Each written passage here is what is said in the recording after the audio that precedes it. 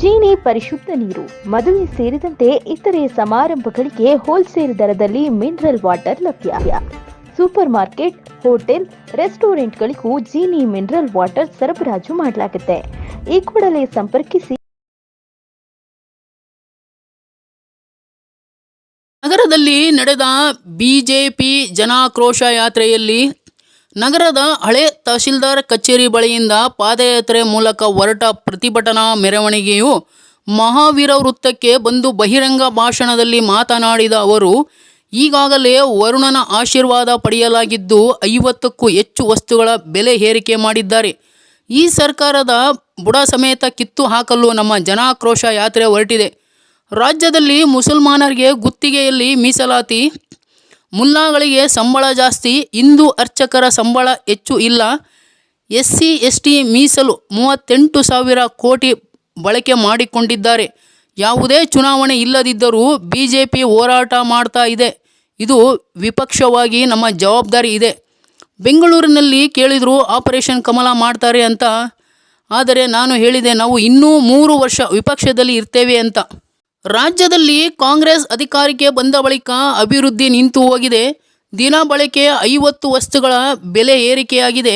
ಬಡವರ ವಿರೋಧಿ ಈ ಸರ್ಕಾರ, ಬದುಕಿದ್ರೂ ಸತ್ತಂತೆ ಎಂದು ಟೀಕೆ ಮಾಡಿದರು. ಜನರ ಹಣ ಲೂಟಿ ಮಾಡಿ ಕಾಂಗ್ರೆಸ್ ಹೈಕಮಾಂಡ್ ಹೊಟ್ಟೆ ತುಂಬಿಸಲು ಮುಂದಾಗಿದ್ದಾರೆ. ನಾವು ಬಿಜೆಪಿಯವರು ಮುಸಲ್ಮಾನರ ವಿರೋಧಿಗಳಲ್ಲ, ಆದರೆ ಬಿಜೆಪಿ ದೇಶದ್ರೋಹಿಗಳ ವಿರೋಧಿಗಳು.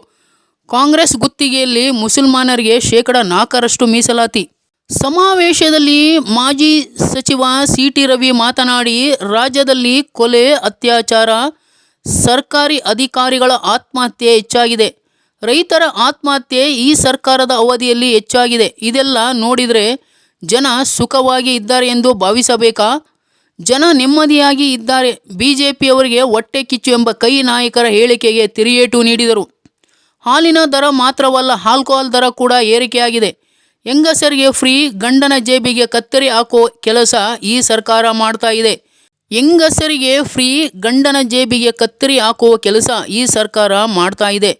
ಇದಕ್ಕಿಂತ ಮನೆ ಆಳ ಬೇಕಾ? ಇದು ಪಿಕ್ ಪ್ಯಾಕೆಟ್ ಅಲ್ಲ, ಹಗಲು ದೊರಡೆ ಎಂದು ಗುಡುಗಿದರು. ಕಾಂಗ್ರೆಸ್ ಕಳ್ಳರು ಹಗಲು ದೊರಡೆ ಮಾಡ್ತಾ ಇದ್ದಾರೆ ಎಂದರು. ಯಾತ್ರೆಯಲ್ಲಿ ಮಾಜಿ ಸಚಿವ ಶ್ರೀರಾಮುಲು ಹೇಳಿಕೆ ನೀಡಿ, 2028ರಲ್ಲಿ ಪ್ರೀತಮ್ ಗೌಡ ಸೇರಿ 7ಕ್ಕೆ 7 ಜನತಾ ಪಾರ್ಟಿ ಗೆಲ್ಲಬೇಕು. ಕಾಂಗ್ರೆಸ್ ಸರ್ಕಾರ ಈ ರಾಜ್ಯದಿಂದ ತೊಲಗಬೇಕು. ಎಲ್ಲ ಮಂತ್ರಿಗಳು ಭ್ರಷ್ಟಾಚಾರದಲ್ಲಿ ತೊಡಗಿದ್ದಾರೆ. ಯಾರು ಹೆಚ್ಚು ಹಣ ಕಲೆಕ್ಷನ್ ಮಾಡ್ತಾರೆ ಅವರು 5 ವರ್ಷ ಸಚಿವರು. ಜನರೆಲ್ಲರೂ ಬಿಜೆಪಿ ಜೊತೆ ಬರಬೇಕಿದೆ. ಇದು 420 ಪಿಕ್ ಪ್ಯಾಕೆಟ್ ಸರ್ಕಾರ. ಪರಿಶಿಷ್ಟ ಜಾತಿ, ಪರಿಶಿಷ್ಟ ಪಂಗಡದ ಹಣವನ್ನು ಬೇರೆ ಬೇರೆ ಕಡೆ ಉಪಯೋಗಿಸಿಕೊಂಡಿದ್ದಾರೆ ಎಂದು ಆಕ್ರೋಶ ವ್ಯಕ್ತಪಡಿಸಿದರು. ಈ ಸಂದರ್ಭದಲ್ಲಿ ಶಾಸಕರಾದ SC ಸುರೇಶ್, ಸಿಮೆಂಟ್ ಮಂಜು, ಮಾಜಿ ಶಾಸಕ AS ಪಾಟೀಲ್ ನಡೋಹಳ್ಳಿ, ಬಿಜೆಪಿ ಜಿಲ್ಲಾ ಅಧ್ಯಕ್ಷ ಸಿದ್ದೇಶ್ ನಾಗೇಂದ್ರ, ಪ್ರಧಾನ ಕಾರ್ಯದರ್ಶಿ ಅಮಿತ್ ಶೆಟ್ಟಿ, ಹುಡಾ ಮಾಜಿ ಅಧ್ಯಕ್ಷ ನವಿಲಣ್ಣಪ್ಪ, ಯೋಗೀಶ್, ಪ್ರೀತಮ್ ಗೌಡ, ವರ್ಧನ್ HN, ನಾಗೇಶ್ ಇತರರು ಉಪಸ್ಥಿತರಿದ್ದರು.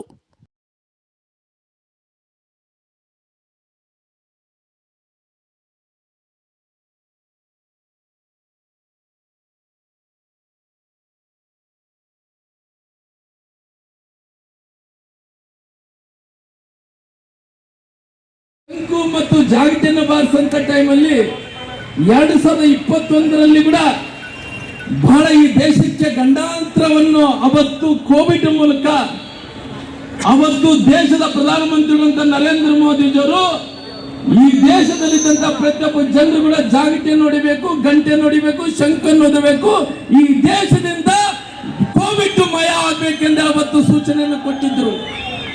ಬಹುಶಃ ಇವತ್ತು ವಿಜೇಂದ್ರ ಜಾಗಟೆಯನ್ನು ಬಾರಿಸುವಂತ ಟೈಮಲ್ಲಿ ನನಗೆ ಒಂದು ನೆನಪಾಯಿತು. ಅವ್ರೇನು ಜಾಗಟೆಯನ್ನು ಬಾರಿಸ್ತಾ ಇದ್ದಾರೆ, ಮುಂದಿನ ದಿನಗಳಲ್ಲಿ ಕಾಂಗ್ರೆಸ್ ಈ ರಾಜ್ಯವನ್ನು ತೊಲಗಬೇಕು, ಭಾರತೀಯ ಜನತಾ ಪಾರ್ಟಿ. ಯಾಕಂದ್ರೆ ಇವತ್ತು ಈ ಸರ್ಕಾರದಲ್ಲಿ ಎಲ್ಲ ಭ್ರಷ್ಟಾಚಾರಿಗಳು ಯಾವ ರೀತಿಯಲ್ಲಿ ಭ್ರಷ್ಟಾಚಾರ ಮಾಡ್ತಾ ಇದ್ದಾರೆ ಅಂದ್ರಿಗಿನ ಅಲಿಬಾಬಾ ಚಾಲಿಸ್ಟೋರ್ ಇದ್ದಂತೆ ಅವರೆಲ್ಲರೂ ಕೂಡ ಇವತ್ತು ಮಂತ್ರಿಗಳೆಲ್ಲರೂ ಕೂಡ ಪೈಪೋಟಿಯನ್ನು ಹಾಕೊಂಡು ಭ್ರಷ್ಟಾಚಾರವನ್ನು ಮಾಡ್ತಾ ಇದ್ದಾರೆ. ಅವರು ಹೈಕಮಾಂಡ್ ಒಂದು ಆದೇಶ ಕೊಟ್ಟಿದೆ. ಏನು ಆದೇಶ ಕೊಟ್ಟಿದೆ? ಯಾರು ಎಷ್ಟು ಜಾಸ್ತಿ ಭ್ರಷ್ಟಾಚಾರವನ್ನು ಮಾಡ್ತಿರೋ, ಎಷ್ಟು ಕಲೆಕ್ಷನ್ ಅನ್ನು ಮಾಡಿ ನಮ್ಮ ಹೈಕಮಾಂಡ್ ಕೊಡ್ತಿರೋ ಅವರೆಲ್ಲರೂ ಕೂಡ ಫಿಕ್ಸ್. ಏನಂದ್ರೆ 5 ವರ್ಷಗಳ ಕಾಲ ನೀವೇ ಮಂತ್ರಿ ಫಿಕ್ಸ್ ಅಂತೇಳಿ ಎಲ್ಲ ಮಂತ್ರಿಗಳು ಭ್ರಷ್ಟಾಚಾರ ಮಾಡಕ್ ಕುಂತು ಬಿಟ್ಟಾರ. ಅವ್ರು ಯಾರು ಕಲೆಕ್ಷನ್ ಜಾಸ್ತಿ ಮಾಡಿದ್ರೆ 5 ವರ್ಷಗಳ ಮಂತ್ರಿ ಫಿಕ್ಸ್. ಅವ್ರಿಗೆ ಯಾರು ಕಡಿಮೆ ಮಾಡ್ತಾರೋ ಅವ್ರಿಗೆಲ್ಲ ಕೂಡ ತೆಗಿಂತ ಕೆಲಸ ಆಗ್ತಾ ಇದೆ. ಅದಕ್ಕೋಸ್ಕರವಾಗಿ ನಮ್ಮ ಹೋರಾಟ ಅನ್ನಂಥದ್ದು ಆ ಚಾಮುಂಡೇಶ್ವರಿ ತಾಯಿಯನ್ನು ನಾವು ಕೇಳ್ಕೊಂಡ್ವಿ. ಇವತ್ತಿದ್ದಂತ ಹೋರಾಟ ನಮ್ಮ ಸ್ವಾರ್ಥದ ಹೋರಾಟ ಅಲ್ಲ, ಜನಸಾಮಾನ್ಯರನ್ನ ಬದುಕನ್ನು ಹೋಗ್ತಾ ಇದ್ವು. ಆ ಹೋರಾಟದಲ್ಲಿ ಚಾಮುಂಡೇಶ್ವರಿ ತಾಯಿ ಇವತ್ತು ಅಧ್ಯಕ್ಷರಿಂದ ವಿಜೇಂದ್ರ ನೇತೃತ್ವದಲ್ಲಿ ಹೋರಾಟಕ್ಕೆ ಹೋಗ್ತಾ ಇದ್ವಿ. ಇದು ನಮ್ಮ ಸ್ವಾರ್ಥದ ಹೋರಾಟ ಅಲ್ಲ, ಬಡವರ ಬದುಕನ್ನು ಕಟ್ಕೊಳ್ಳೋ ಸಲುವಾಗಿ ಹೋರಾಟಕ್ಕೆ ಹೇಳ್ತೀವಿ. ಅದಕ್ಕೋಸ್ಕರವಾಗಿ ಮುಂದಿನ ದಿನಗಳಲ್ಲಿ ಈ ಹೋರಾಟ ಸಫಲ ಆಗಬೇಕಾದ್ರೆ ಇವತ್ತು ಜನರೆಲ್ಲರೂ ಕೂಡ ಇವತ್ತು ಭಾರತೀಯ ಜನತಾ ಪಾರ್ಟಿ ಜೊತೆಲಿ ಬರಬೇಕಾಗಿದೆ. ಅದಕ್ಕೋಸ್ಕರವಾಗಿ ಅನೇಕ ನಾಯಕರು ಬೆಳಕಿಂದ ಇದು 420 ಸರ್ಕಾರ, ಪಿನ್ ಪ್ಯಾಕೆಟ್ ಸರ್ಕಾರ, ಇದು ವಸೂಲಿ ಮಾಡುವಂತ ಸರ್ಕಾರ, ದಿನನಿತ್ಯಗಳು ಇವತ್ತು ಎಲ್ಲ ಗಗನಕ್ಕೆ ಇರ್ತಾ ಇದ್ದಾವ, ಬೆಲೆ ತುಟ್ಟಿ ಆಗ್ತಾ ಇದೆ ಅಂದ್ರೆ ಕೂಡ ಇವತ್ತು ಮಾಡಿ ಎಲ್ಲ ಜನಾಂಗದವರಿಗೆ ಜನರ ಮೇಲೆ ಹೊರೆಯಲಾಗಂತ ಕೆಲಸ ಈ ಸರ್ಕಾರ ಮಾಡ್ತಾ ಇದೆ. ಅದಕ್ಕೋಸ್ಕರವಾಗಿ ಮುಂದಿನ ದಿನಗಳಲ್ಲಿ ಸಿಮೆಂಟ್ ಮಂಜುವನ್ನ ಹಿಡ್ಕೊಂಡು, ಪ್ರೀತಮ್ಮ ಗೌಡ್ರನ್ನ ಹಿಡ್ಕೊಂಡು, ಉಳ್ಳೆಳ್ಳಿ ಸುರೇಶ್ ಅನ್ನೋರು ಹಿಡ್ಕೊಂಡು 7ಕ್ಕೆ 7 ಇವತ್ತು ಕರ್ನಾಟಕ ರಾಜ್ಯದಲ್ಲಿ ಭಾರತೀಯ ಜನತಾ ಪಾರ್ಟಿ ಕಮಲ ಅರಳಬೇಕು, ಕಾಂಗ್ರೆಸ್ ಶತಮಾನದಲ್ಲಿ ಕುಸಿದು ಬೀಳಬೇಕು ಅನ್ನೋ ಮಾತನ್ನು ಹೇಳ್ತಾ ನನ್ನ ಮಾತುಗಳನ್ನು ಮುಕ್ತಾಯ ಮಾಡ್ತಾ ಇದ್ದೀನಿ. ಧನ್ಯವಾದಗಳು. ಜೈ ಹಿಂದ್, ಜೈ ಕರ್ನಾಟಕ. ನರೇಂದ್ರ ಮೋದಿಜಿ ಅವರಿಗೆ, JP ನಡ್ಡಾರವರಿಗೆ, ಯಡಿಯೂರಪ್ಪನವರಿಗೆ, ವಿಜೇಂದ್ರ ಅಣ್ಣನವರಿಗೆ, ಅಶೋಕ್ ಅಣ್ಣನವರಿಗೆ, ರವಿ ಅಣ್ಣನವರಿಗೆ, ಪ್ರೀತಮ್ ಗೌಡ್ರಿಗೆ, ರಾಜ್ಯಾಧ್ಯಕ್ಷದ ವಿಜೇಂದ್ರನವರೇ ಹಾಗೂ ಇರ್ತಕ್ಕಂಥ ಎಲ್ಲ ನಮ್ಮ ನಾಯಕರೇ, ತಮ್ಮೆಲ್ಲರೂ ಕೂಡ ಗೊತ್ತಿರೋ ರೀತಿಯಲ್ಲಿ ಕರ್ನಾಟಕ ರಾಜ್ಯದಲ್ಲಿ ದಲಿತರ, ಹಿಂದುಳಿದರ ಪರ ಸರ್ಕಾರ ಅಧಿಕಾರಕ್ಕೆ ಬರುತ್ತೆ ಅಂತೇಳಿ ಕೇವಲ ಬಂದು 3 ತಿಂಗಳು ಬಜೆಟ್ ಅಲ್ಲೇನೆ 14,000 ರೂಪಾಯಿ ದಲಿತರ ಹಣವನ್ನ ಲೂಟಿ ಮಾಡಿದ್ಯಾರು? ಬಡವರ ರಕ್ತವನ್ನು ಹೀರುತ್ತಿರ್ತಕ್ಕಂಥ ಸರ್ಕಾರ ಯಾವುದು? ಬಡವರ ರಕ್ತವನ್ನು ಹೀರುತ್ತಿರ್ತಕ್ಕಂಥ ಸರ್ಕಾರ ಯಾವುದು? ಪರಿಶಿಷ್ಟ ಪಂಗಡದ ಹಣವನ್ನು ಲೂಟಿ ಮಾಡಿದ ಸರ್ಕಾರ ಯಾವುದು? ಬಡವರ ಹಣವನ್ನು ಲೂಟಿ ಮಾಡ್ತಿರ್ತಕ್ಕಂಥ ಸರ್ಕಾರ ಯಾವುದು? ಪೆಟ್ರೋಲ್ ಮೇಲೆ ರೇಟ್ ಜಾಸ್ತಿ ಮಾಡ್ತಿರ್ತಕ್ಕಂಥವ್ರು ಯಾರು? ಹಾಲಿನ ಮೇಲೆ ರೇಟ್ ಜಾಸ್ತಿ ಮಾಡ್ತಕ್ಕಂಥವ್ರು ಯಾರು? ಬಾಂಡ್ ಪೇಪರ್ ಮೇಲೆ ರೇಟ್ ಜಾಸ್ತಿ ಮಾಡ್ತಕ್ಕಂಥವ್ರು ಯಾರು?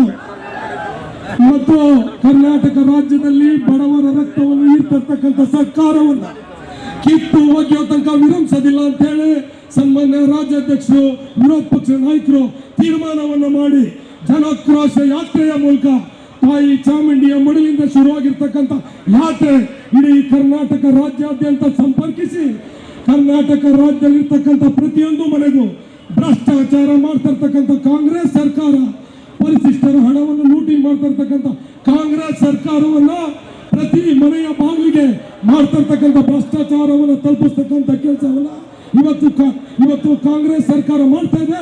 ಇದನ್ನ ಕಿತ್ತೋಗಿ ತನಕ ಯಾವುದೇ ಕಾರಣಕ್ಕೂ ಕೂಡ ಭಾರತೀಯ ಜನತಾ ಪಾರ್ಟಿ ವಿರೋಧಿಸೋದಿಲ್ಲ. ತಮ್ಮೆಲ್ಲರೂ ಕೂಡ ಗೊತ್ತಿರೋ ರೀತಿಯಲ್ಲಿ ವಿಧಾನಸೌಧದಲ್ಲಿ 18 ಶಾಸಕರನ್ನ ವಜಾ ಮಾಡಿರ್ತಕ್ಕಂಥ ನಿರ್ಧಾರ, ಸ್ಪೀಕರ್ ನಡೆಯನ್ನು ಒಂದು ರಾಜಕೀಯ ನಡೆ ಅಂತೇಳಿ ಈ ಸಂದರ್ಭದಲ್ಲಿ ನಾವು ಮಾಡ್ಲಿಕ್ಕೆ ಇಷ್ಟಪಡ್ತೇವೆ. ತಮ್ಮೆಲ್ಲರೂ ಕೂಡ ಗೊತ್ತಿರ್ತಕ್ಕಂಥ ಇವತ್ತು ಪರಿಶಿಷ್ಟ ಪಂಗಡ, ಪರಿಶಿಷ್ಟ ನಿಗಮದ ಹಣವನ್ನು ಲೂಟಿ ಮಾಡಿ ಪ್ರತಿಯೊಂದು ವಸ್ತುಗಳ ಬೆಲೆಯನ್ನು ಕೂಡ ಗಗನಕ್ಕೇರಿಸಿ ಈ ರಾಜ್ಯದಲ್ಲಿ, ದೇಶದಲ್ಲಿ ಸೂರ್ಯ ಚಂದ್ರ ಇರ್ತಕ್ಕಷ್ಟು ಸತ್ಯ. ಬಿಜೆಪಿ ಜನಪರ ಹೋರಾಟಕ್ಕೆ, ಕಾಂಗ್ರೆಸ್ನ ಭ್ರಷ್ಟಾಚಾರಕ್ಕೆ ಹೇಳಿ ಧಿಕ್ಕಾರ, ಕಾಂಗ್ರೆಸ್ನ ಬೆಲೆ ಏರಿಕೆ ನೀತಿಗೆ ಹೇಳಿ ಧಿಕ್ಕಾರ. ನಮ್ಮ ಯಾತ್ರೆ ನಿನ್ನೆ ಮೈಸೂರಿನಿಂದ ಪ್ರಾರಂಭ ಆಯಿತು. ರಾಜ್ಯಾಧ್ಯಕ್ಷರು, ವಿಪಕ್ಷದ ನಾಯಕರ ನೇತೃತ್ವದಲ್ಲಿ ಪ್ರಾರಂಭ ಆಯಿತು. ಮುಖ್ಯಮಂತ್ರಿಗಳು ಹೇಳಿಕೆ ಕೊಟ್ಟರು, ರಾಜ್ಯದಲ್ಲಿ ಎಲ್ಲವೂ ಚೆನ್ನಾಗಿದೆ, ಬಿಜೆಪಿಯವರಿಗೆ ಹೊಟ್ಟೆ ಕಿಚ್ಚು, ಜನ ಸಂತೃಪ್ತರಾಗಿದ್ದಾರೆ, ಬಿಜೆಪಿಯವರು ಹೊಟ್ಟೆ ಕಿಚ್ಚಿಗಾಗಿ ಹೋರಾಟ ಮಾಡ್ತಿದ್ದಾರೆ ಅಂತ ಹೇಳಿದರು. ನಾನು ಹಾಗೆ ಪಟ್ಟಿ ತೆಗೆದು ನೋಡಿದೆ. ಮಾಧ್ಯಮ ಸ್ನೇಹಿತರೆ, 807 ಅತ್ಯಾಚಾರ, ಅಣ್ಣನ ಜೊತೆಗೆ ತಂಗಿ ಹೋಗಂಗಿಲ್ಲ, ಗಂಡನ ಜೊತೆಗೆ ಹೆಂಡತಿ ಹೋಗಂಗಿಲ್ಲ, ತಂದೆ ಜೊತೆಗೆ ಮಗಳು ಹೋಗಂಗಿಲ್ಲ. ವಿದೇಶಿ ಪ್ರವಾಸಿಗರು ಬಂದರೂ ಕೂಡ ಅತ್ಯಾಚಾರ ಮಾಡ್ತಾರೆ. 807 ಅತ್ಯಾಚಾರ, 1730 ಕೊಲೆ, 1,500ಕ್ಕೂ ಹೆಚ್ಚು ರೈತರ ಆತ್ಮಹತ್ಯೆ. ಸರ್ಕಾರಿ ಅಧಿಕಾರಿಗಳು ಆತ್ಮಹತ್ಯೆ ಮಾಡಿಕೊಳ್ಳೋದು ಅಪರೂಪ. ಒಬ್ಬ Parashuram Pujar, police sub inspector, Congress ಶಾಸಕನ ಹೆಸರು ಬರೆದಿಟ್ಟು ಆತ್ಮಹತ್ಯೆ ಮಾಡಿಕೊಂಡ ಯಾದಗಿರಿಯಲ್ಲಿ. ಇನ್ನೊಬ್ಬ ಚಂದ್ರಶೇಖರ್, ವಾಲ್ಮೀಕಿ ಅಭಿವೃದ್ಧಿ ನಿಗಮದ ಸೂಪರ್ಡೆಂಟು, ಮಂತ್ರಿ ಹೆಸರು ಬರೆದಿಟ್ಟು ಆತ್ಮಹತ್ಯೆ ಮಾಡಿಕೊಂಡ. ಕೇಂದ್ರದ ಮಂತ್ರಿ ಅಲ್ಲ, ಸಿದ್ದರಾಮಯ್ಯನವ ಸರ್ಕಾರದ ಮಂತ್ರಿಯ ಹೆಸರು ಬರೆದಿಟ್ಟು ಆತ್ಮಹತ್ಯೆ ಮಾಡಿಕೊಂಡ. 3,000ಕ್ಕೂ ಹೆಚ್ಚು ಆತ್ಮಹತ್ಯೆ, 1730 ಕೊಲೆ, 807 ಅತ್ಯಾಚಾರ. ಜನ ಸುಖವಾಗಿದ್ದಾರೆ ಅಂತ ಭಾವಿಸ್ಬೇಕಾ? ನಾನು ನಿಮ್ಮನ್ನು ಕೇಳ್ತೇನೆ, ಬಿಜೆಪಿ ಸರ್ಕಾರ ಇದ್ದಾಗ ಒಂದು TC ಹಾಕ್ಸೋದಕ್ಕೆ 20,000 30,000 ಕಟ್ಟಿದ್ರೆ ಸಾಕಿತ್ತು.